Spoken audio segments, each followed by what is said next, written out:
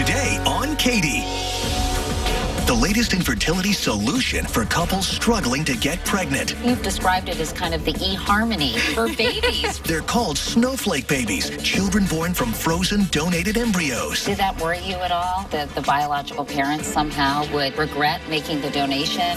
Find out why this cutting-edge adoption process is working for so many new families. From Studio One in New York, it's Katie.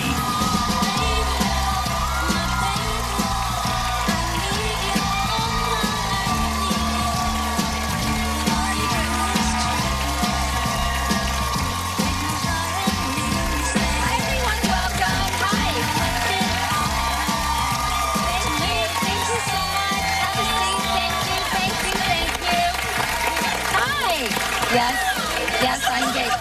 People are still asking. Yes, I have a ring. I'm engaged. Thank you. Thank you. Have a seat. Have a seat. Thank you so much for coming. Great to see you as you hear. That's a little Supremes to get us started, baby love, because today we're beginning with a story about a very special kind of baby. Did you know 1 in 10 women under the age of 44 has fertility problems, and more of them are turning to, of course, in vitro fertilization, or IVF, to get pregnant. That process often results, though, in more embryos than can be used. So what happens to them? For a growing number of people, another couple's embryo is turning into the baby of their dreams. They're called snowflake babies, and that's why they're today's big conversation. Many women turn to modern science when Mother Nature isn't enough. In 1978, Louise Joy Brown became the first baby born from in vitro fertilization. Since then, the world has seen 5 million IVF babies. The process often creates excess embryos and a complex dilemma for many couples. There are currently more than 600,000 frozen embryos in storage. The options: keep them on ice, donate them for scientific research, or destroy them. Now an increasing number of people are choosing a fourth plan, giving them to another couple hoping for a baby. It started in 1997 with a Christian adoption agency called Nightlight. The program received public attention when President Bush invited these new snowflake families to the White House in 2005, as he voiced opposition to federal funding of embryonic stem cell research. The children here today remind us that there is no such thing as a spare embryo. While some viewed the move as political, a practical fertility option was emerging for couples like Kelli and Dan Gassman. I realized as I was getting my fertility testing done and couldn't have a family, I think I grieved. I think I grieved more for her when we were coming to the realization that she may be infertile. My family doctor told me about embryo adoption, and so I went home and did an internet search. It became very evident it truly was the option that we had been searching for. So please welcome Kelli and Dan Gassman from Salem, Oregon. So nice to see you all. Thank you so much, and welcome to New York. Thank you. I know that you guys got married, Kelli, when you were 42. A year later, you both were trying to have a baby. What happened? Ooh, after extensive fertility testing, the doctor came back and said, Kelli, your eggs are no longer viable. And at that point, we had to start thinking about additional decisions as far as how, because we really wanted a family, how do we proceed? And I know, Dan, that was really devastating, obviously, for both of you. But almost immediately, Kelli's doctor recommended embryo donation, right? What did you think of that idea initially? I had never heard of it, and initially she hadn't either, so we got on the line and did a research on it, and the more we researched it, the more we discovered, and with this just matches so much with everything that we want. There were so many other different concerns with other forms of adoption, and so this really answered so many questions and was such a perfect compromise of what we were really looking for. I know that you all contacted this Nightlight adoption agency to try to find a couple willing to donate an embryo to you. What was that process like? Oh, well, it was a very rigorous process. We adopted through the Snowflake program, and it is similar to a regular adoption where you go through the home study, reference checks, background check, etc. Had to have doctor's approval, etc. And it took us, I think, 3 months to get through the process. And it's a pretty exhaustive process because they want to find the right donors to really match you as recipients. And I know you've described it as kind of the eHarmony for babies, right? And in a way it was. Yeah, it is, very much so. So you finally found a family willing to donate an embryo. Then what happened? Well, then we contacted the fertility doctor that created the embryos, and we went through the process of hormone injections and a very rigorous testing process. And then we traveled to where the embryos were because we would have a higher success rate. And that's when we met Dr. Robin Posegler. And then so the embryo was implanted, right? Yes, they implanted 2 embryos. And what happened? Don't leave us hanging, Kelli. We got pregnant with our son, Trevor, and he is just the love of our life. He's 9 months old. And so how do you explain all of this to Trevor when he's old enough? Have you thought about that? We have. We've actually met our genetic family, and that's part of being able to tell him the story of where he came from. And part of that is a life book and being able to, start with age-appropriate ways of sharing that information, but then also continuing and fostering that relationship with our genetic family. Well, there are a lot of questions about all of this, and we're going to get to those questions right after this.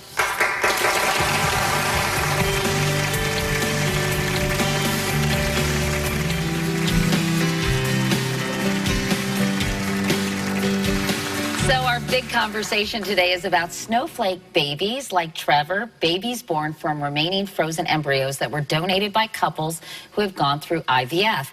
Kelli and Dan Gassman accepted an embryo donation, and as you can see, they have been blessed with 9-month-old baby boy Trevor, and he is so cute, and look how good he's being. We're clapping very softly for him. So this is a wonderful thing, obviously, for you all as a couple, but I understand there's something else you want to tell us, Kelli. Yes, the big news is we're expecting again. Wow, baby number 2. Congratulations.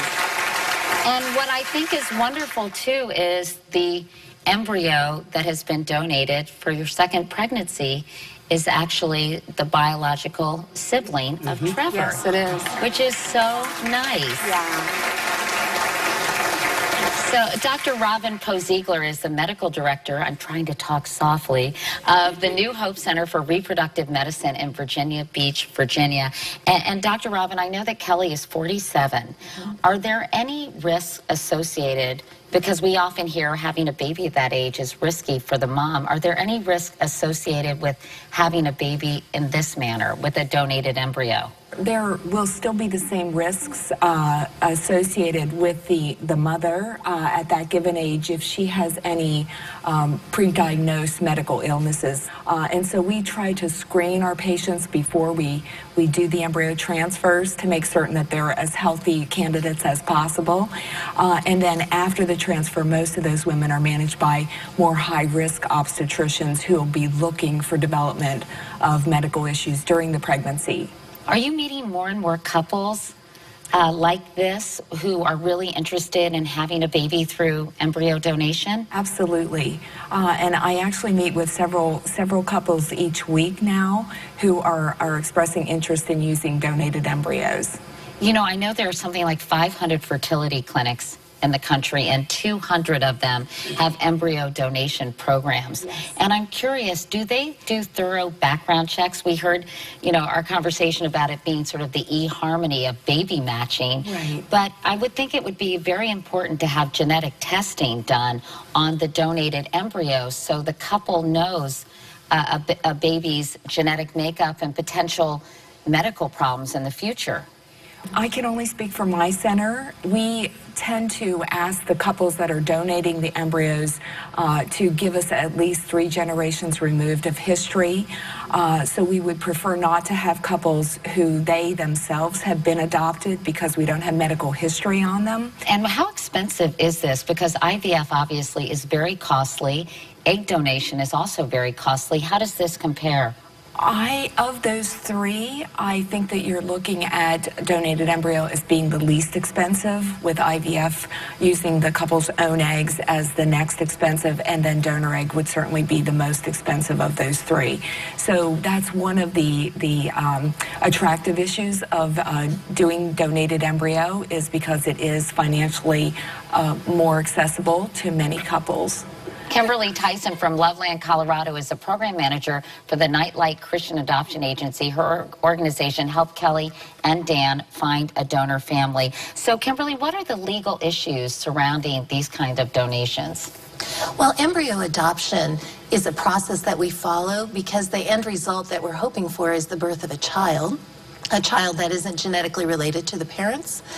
And so we're following the best practices of adoption, and then legally it is a transfer of property, because embryos are considered property in the United States, not people. And so a contract between the donor family and the adopter family is written up, and in that contract they're transferring the ownership of the embryos, and the donor family is relinquishing their parental rights. What keeps the biological parents from reclaiming their embryo after they've donated it to another family? Once the property contract is signed, the recipient family owns the embryos, and they would not be doing the frozen embryo transfer until they actually owned the embryos. And then in the United States, the woman who gives birth to a child, this is true in every state in our country, is considered the child's legal mother. Did that worry you at all, that the biological parents somehow would regret making the donation and somehow come back and get what they thought was their biological child?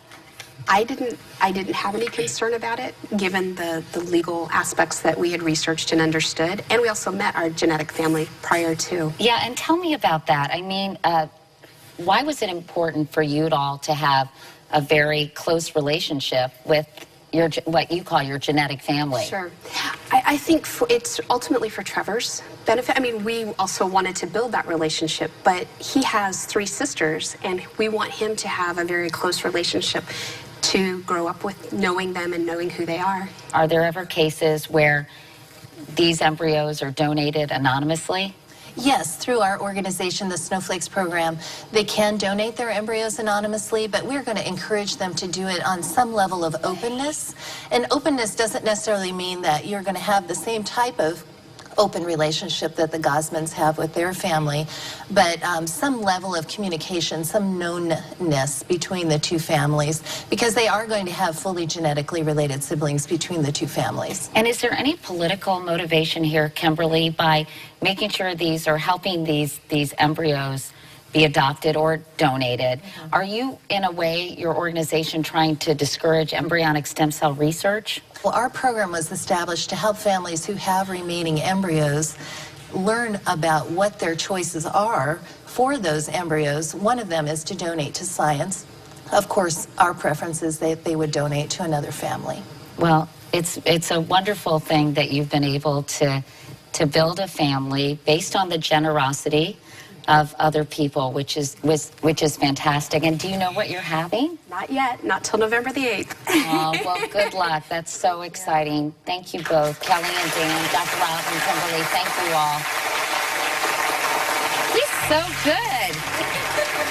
I might have to babysit him. Coming up, a very modern family, 2 interracial couples who have joined together to share embryos and their lives. You'll meet all of them when we come back.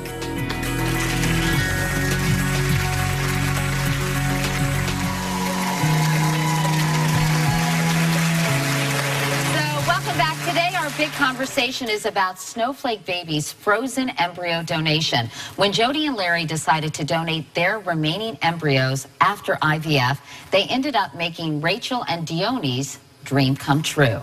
Dione and I had been married about 5 or 6 years, and we felt like it was time to start having a family. Did some tests and found out that we would not be able to get pregnant unless we did fertility treatments. We did a lot of praying. We read books about the process. We ended up going through it 4 times. You get the call. you know, are you pregnant? Are you not? You know, you could tell even before she said it, and she would say, oh, I'm so sorry, Rachel, you know, you're not pregnant. On March 31st, 2008, Bobby was born. Shortly after I had Bobby, went in, had some testing done, and they said I would need to have a hysterectomy. I wasn't going to be able to use the embryos. So we left them in storage for a while, you know, and I just tried to research different things I could do. I found on the internet Snowflakes, where they do embryo adoption.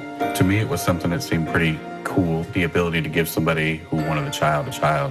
Rachel and Dione sent me a photo album of them and their family, and just reading about their life and just looking at their faces, something told me this was the family.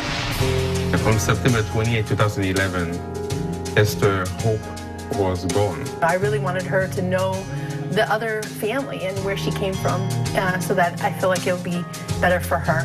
When we went into it, we didn't expect to have any meetings or anything like that, but we just hoped that we'd get a photograph or a little note every now and again. I was excited because we went through the process of talking to each other. It was just exciting just to get to meet with them and to share, to talk. We get together for barbecues. The girls love to play outside together. It's such a gift doing life with them.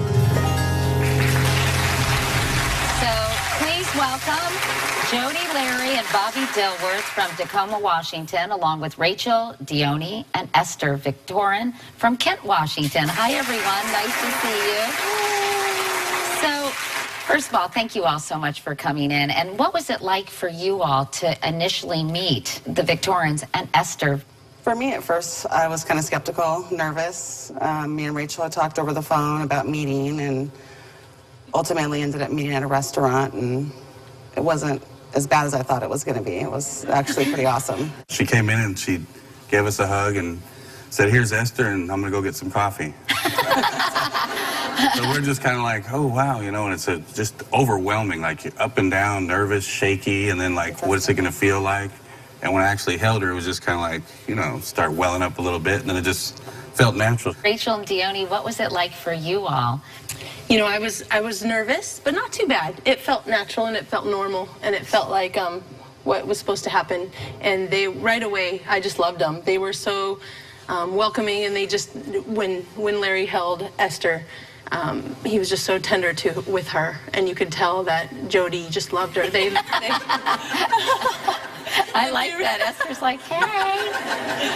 They really just loved her, and they were so sweet, and really, we have a really good relationship, and it started from day one. And Rachel, for interracial couples, it is very, very challenging to find a match. So you must have been quite grateful for this opportunity. Tell me how challenging it was. Well, the first time I asked them, they said, no, we don't have any biracial or multiracial couple embryos. And so I was really thankful when Cedar Park, when they had a biracial match, and so it was really a gift. I know that Dr. Robin Posegler, there are 600,000, as I mentioned, embryos in storage all across the country. Yes. But 60% of couples, I read, who go through IVF are not likely to donate. What are the biggest concerns couples have about doing this?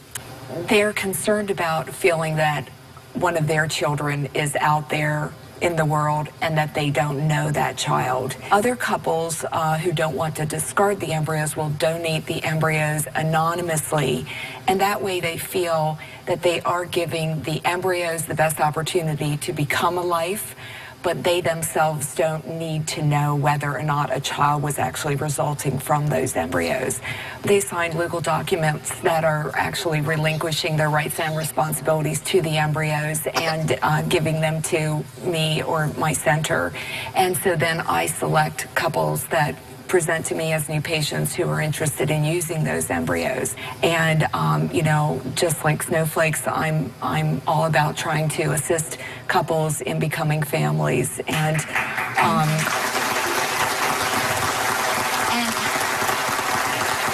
Kimberly, for people who may have gone through IVF and may be interested in donating their embryos, so families like these can be creative, Right. What would you recommend? They just contact us, the Snowflakes program, or any of the other embryo adoption programs, or any of the other donation programs that are in the country. I have all of those listed on my website, and that's how you start the process. It's really very simple.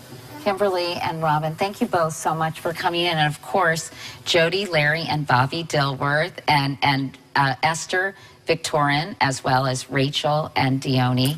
Thank you all so much. And it's so nice that you're raising the kids really together. That's nice. So, how do you feel about embryo donation? Share your thoughts or your story on our website or on our Facebook page. Up next, Gina Gershon is in our spotlight. We'll talk to her right after this.